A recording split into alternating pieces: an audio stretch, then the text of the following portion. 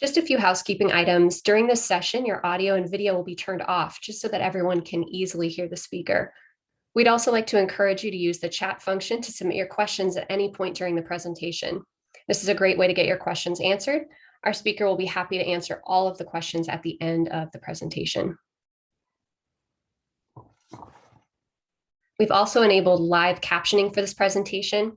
So if your Zoom account has the feature turned on and you're not seeing a live transcript on your screen, simply click the live transcript button on your toolbar along the bottom, and then select Enable Audio Transcription, and you should see the transcription appear on the bottom of your screen.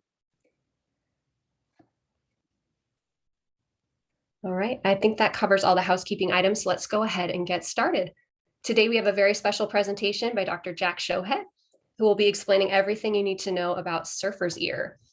Dr. Shohet founded Shohet Ear Associates in 2001 to provide patients with access to comprehensive medical care, audiology services, and the latest hearing technology all under one roof. He's double board certified in both otolaryngology and neurotology, and is proud to offer the most cutting-edge medical and surgical treatments for all conditions of the ear. Dr. Shohet is one of the few surgeons who performs surgery, for the removal of exostosis, commonly known as surfer's ear, completely through the ear canal with no incisions behind the ear.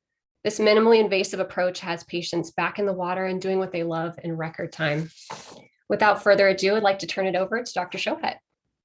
Thank you, Chelsea, very much. And hello, everyone.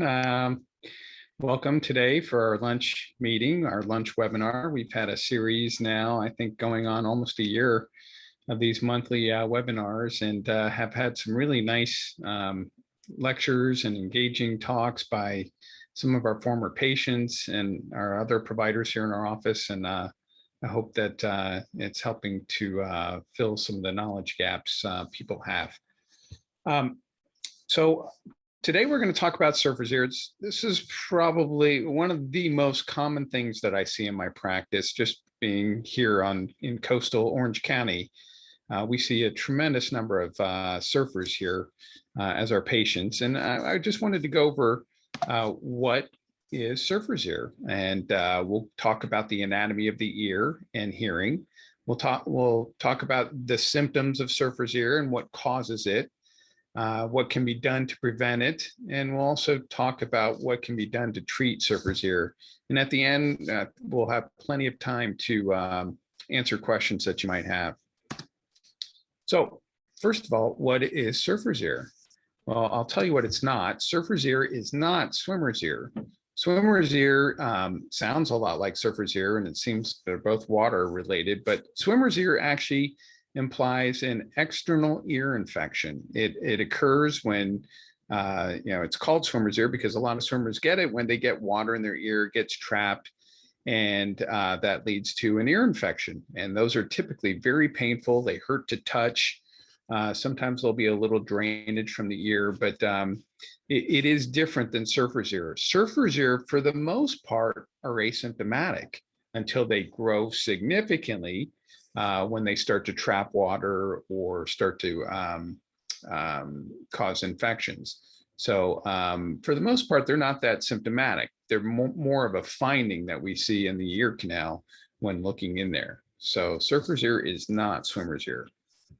Surfer's ear are benign growths of bone that arise from the bony portions of the ear canal and protrude into the opening of the ear canal. So just kind of putting it anatomically, here you can see the ear canal, and the ear canal has two portions. You've got the outer cartilaginous, which is soft. That's the soft outer part of your ear canal. But inside that is the bony portion of the ear canal. That's the hard part. And this drawing is a little out of proportion. The outer portion of your ear canal is makes up about 1/3 of the ear canal, and the inner bony portion is about 2/3 of the ear canal. So what happens with exostosis is you get these benign growths of bone off of the ear canal. And what happens is then water can then get in through these little cracks and then get trapped back here. And then it becomes very difficult to clear your ear, get the water out. People will feel like their ear is full. And that trapped water can lead to ear infections. So what does it look like?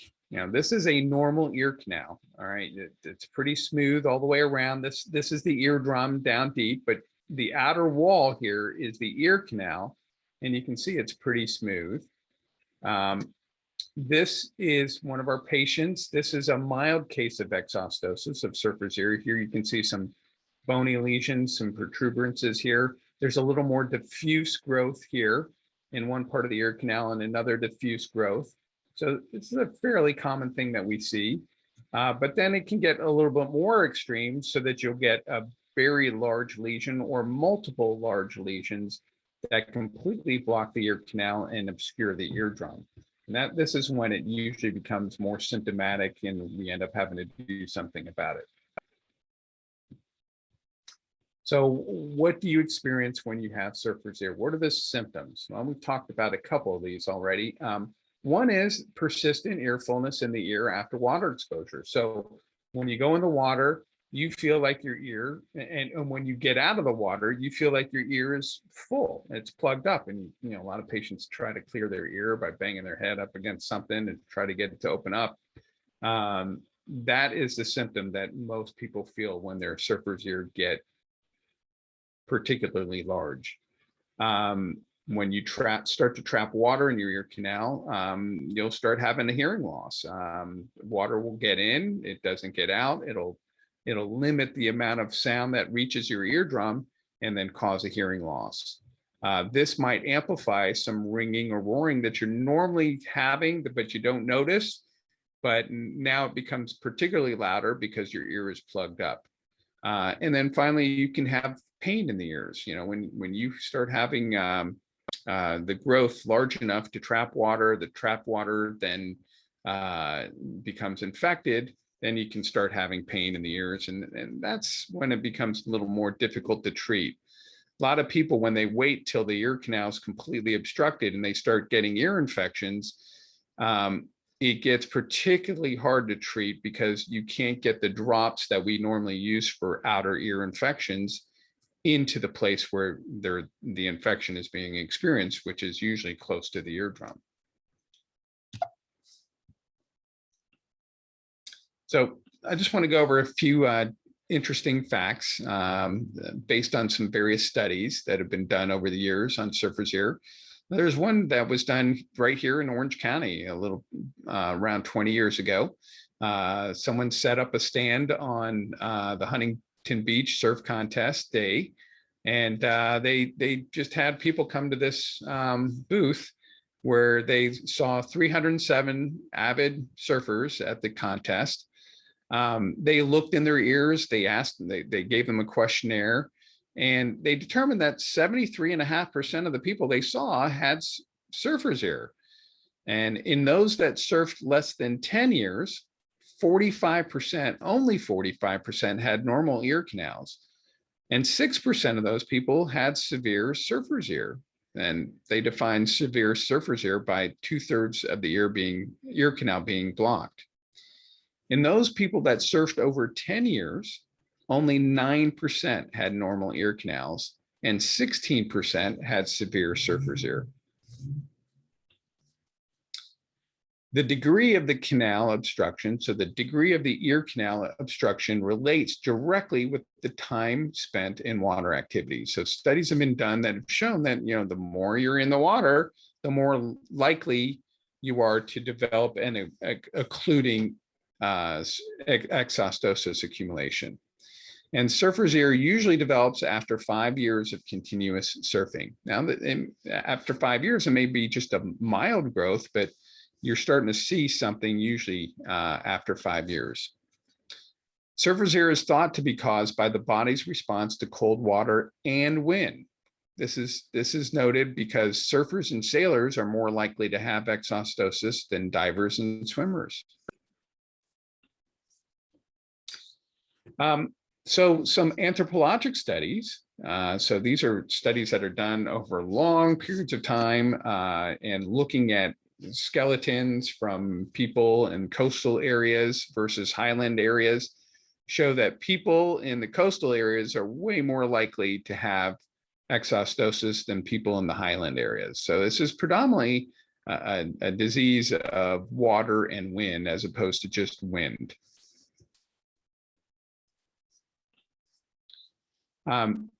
Exostosis of the ear is thought to be unique to man. So there are other mammals that go in the water, but exostosis, it seems to be unique to only man. Man is the only mammal to enter the water without the ability to narrow or close their ear canal.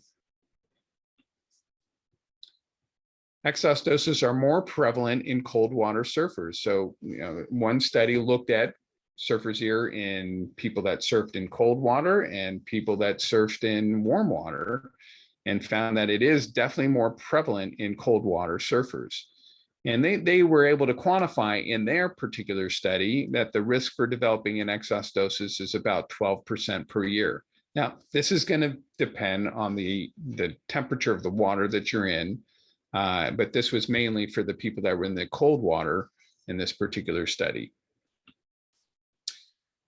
Individuals who engage in water sports all year round will develop exostosis twice as fast as those who participate only in the warm season.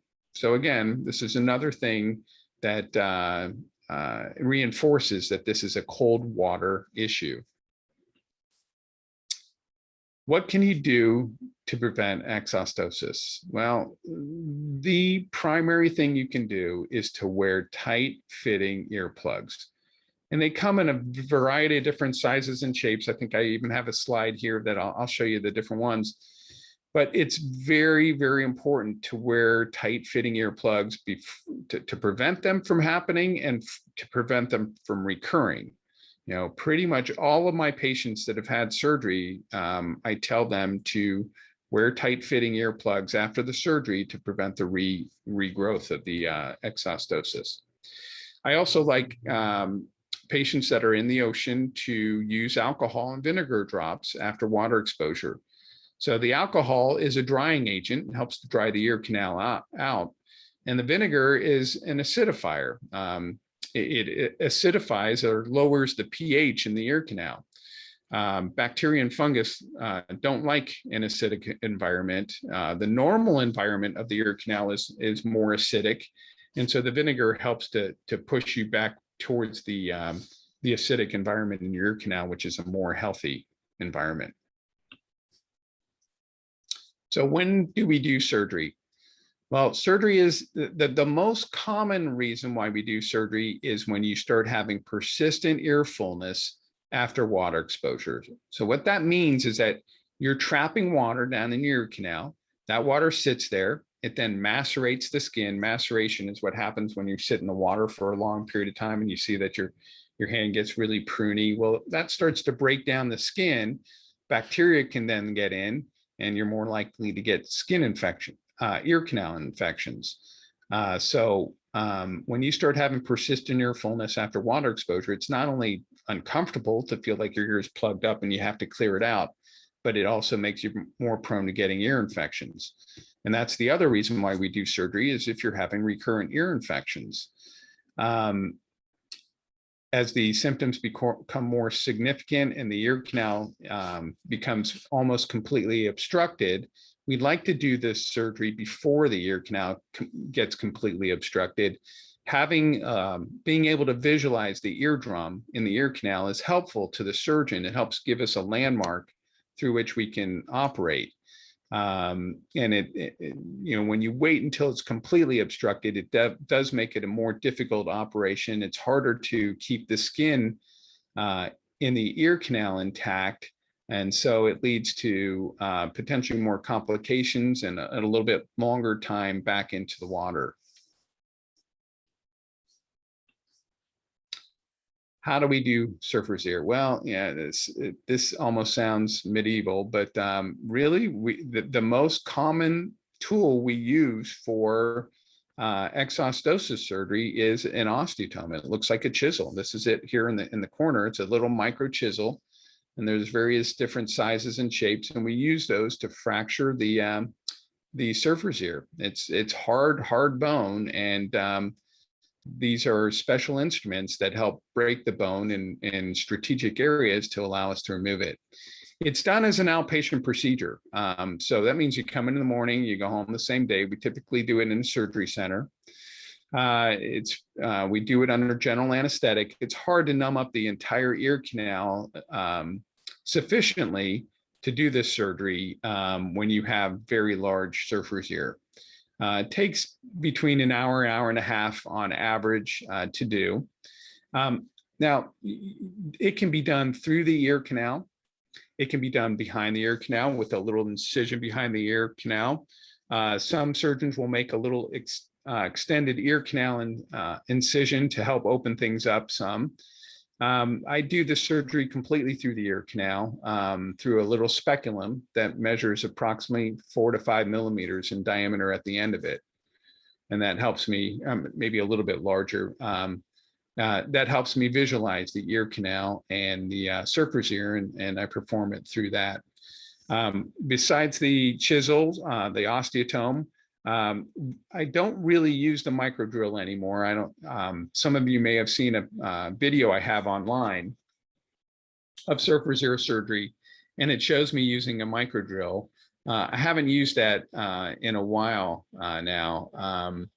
I found that it was a little too traumatic to the skin, and by preserving the skin, I was able to get people back in the water quicker. And so the osteotome is pretty much what I use for the majority of the case. I will also use something called a curette, a micro curette. That's this device. It looks like an ice cream scoop on either end, and that helps break the bone as well. And then recently I've been using a piezoelectric device. It's a device that oscillates at a very supersonic frequency, and it selectively cuts bone as opposed to soft tissue. So I found that to be helpful on some of my my cases to help remove some of the more difficult to reach areas. Now, with any surgery, there are risks, and the risks that are particular to surface ear surgery are eardrum perforation, a hole in the eardrum. As we take off the bone, we go in and we fracture the pieces of bone. Some of them can go deep, and rarely it can go through the eardrum and cause a perforation, and that perforation may require repair. Rarely I'll have to take a patient back to the operating room to fix an eardrum. Usually they heal up on their own. If you have experienced an eardrum perforation in the operating room, typically I notice it and I put a little patch in at the time of the surgery, but rarely we'd have to go back and repair it after the surgery. There's a risk of hearing loss. Any ear surgery, there is a risk of hearing loss. It can occur as a result of an eardrum perforation or other trauma to the ear. Fortunately, very rare, less than 1% of the time, someone could lose all the hearing in the ear that we operate in. I've never had anyone lose all their hearing, but it is a possibility with any ear surgery. There's a risk of ringing or roaring or dizziness after the surgery, and those are usually temporary, but they can be long-term in very rare cases. There's a risk of facial nerve paralysis. Anytime we operate on the ear, there's risk of the facial nerve to the facial nerve. The facial nerve gives you expression on one side of your face. It allows you to lift up your eyebrows, close your eyes, smile. It runs through the bone that houses the ear. So anytime we do any surgery on the ear, there's a risk of the facial nerve. Fortunately, it is extremely rare to have a facial nerve injury, but it is devastating and it's disfiguring.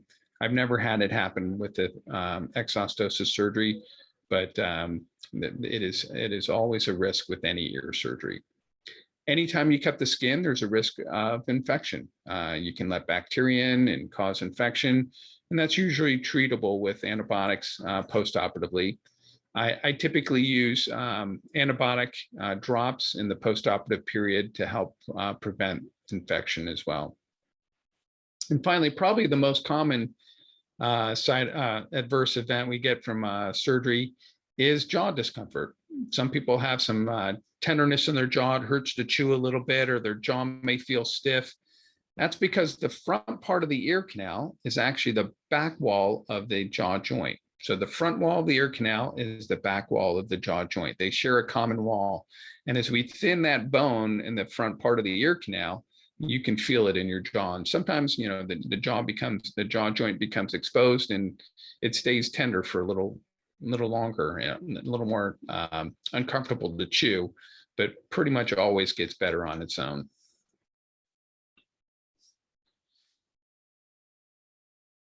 Other post-operative issues. So in the post-operative period, usually there's pretty minimal pain. If people use the drops that I prescribe them, usually they have pain maybe the day of surgery, or maybe a little bit the next day, but that usually goes away very quickly thereafter.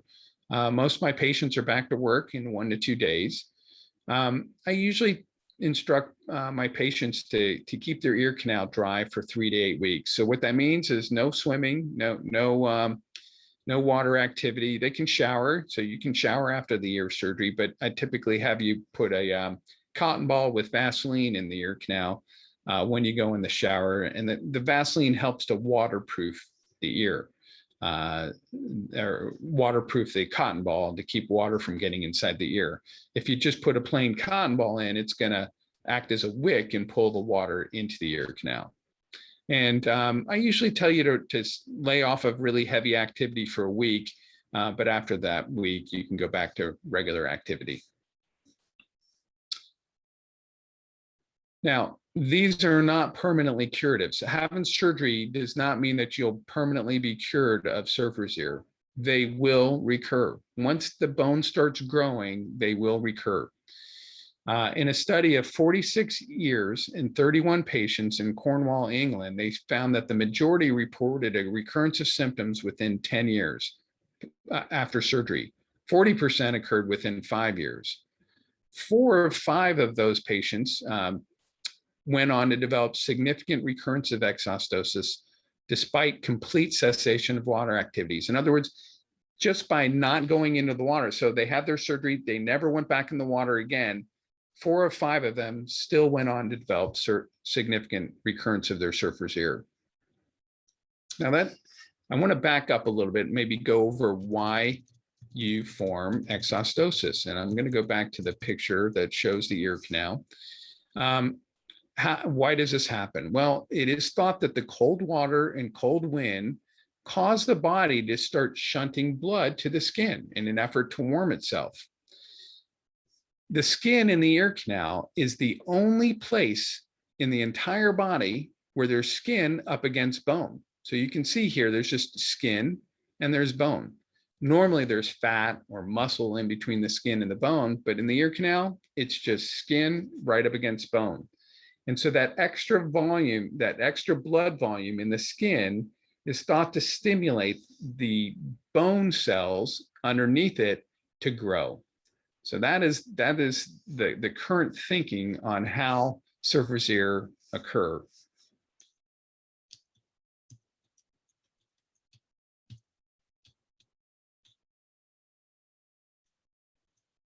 So here's after surgery.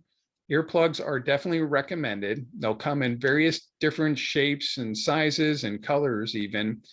Typically, I recommend getting ones that are made specifically for surfing because they'll typically have a leash on them that you can then fasten to your wetsuit. And when you get knocked off your board and your plugs get knocked out of your ear, you'll have the leash that helps to retain them on your wetsuit. So I know that various ones are preferred by various surfers.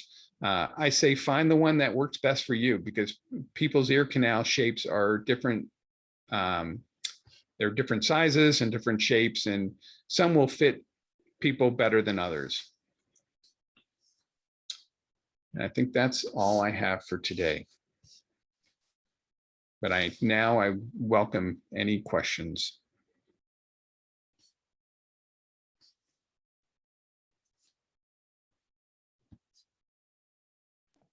All right, Dr. Shohet, it looks like we have one question so far. It says, how do you define cold versus warm water? Okay. I see that's from Jeff Collins. Jeff Collins is a friend of mine. Jeff, I would say cold water is definitely what you feel off here up the coast of Orange County. Warm water is more what you might feel in Indonesia, maybe Hawaii, although some of the water in Hawaii can tend to be on the cooler side. There's not a good clear-cut line of cold versus warm water. I think it's mostly what you feel, what is cold and what is warm to you. How effective are Doc's earplugs? Well, I think they're very effective for some people. The goal for the plugs is not necessarily to keep all the water out. There's no way you're going to be able to keep all the water out. No plugs are 100% effective at keeping the water out. The goal is to keep the majority of the water and all the wind out. You want to keep the wind and as much water as possible out to help keep your ear canal warm.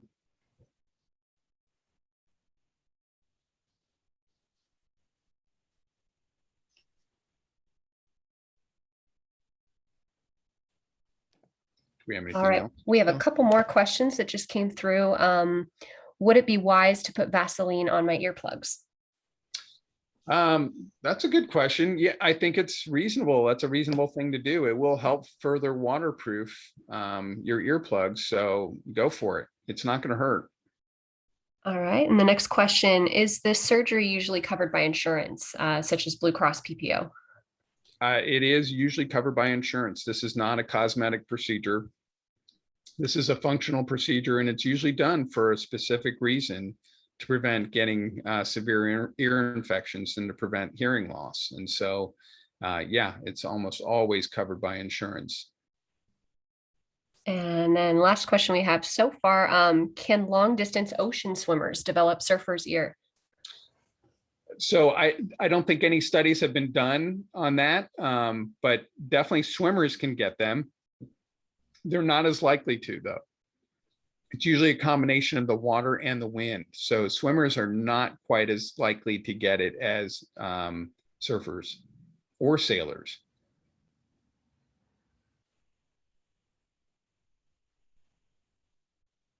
All right, I think that may be all of the questions so far. And that is all we have for you today, folks. We're so thankful to those of you who joined us. And if you enjoyed today's talk, be sure to tune in the month of November. We'll be featuring Dr. Steven Zuniga, who will be giving a talk titled Whistles, Whooshes, and Whines, going over tinnitus types and treatment. So for any of those of you who have experienced ringing in your ear and are either just curious about it or seeking treatment, be sure to tune in. That should be a very informative talk, I think, for a lot of people. And then for today's talk, if you'd like to share it with someone you know or listen again, we'll be sending out a recording of today's presentation, including the question and answer session in the next few days. So keep a look at your, keep an eye on your inbox, your email inbox for that. And we look forward to connecting with you again soon. Thank you, Chelsea. Thanks, everybody. Thanks, Dr. Shohet. Bye-bye.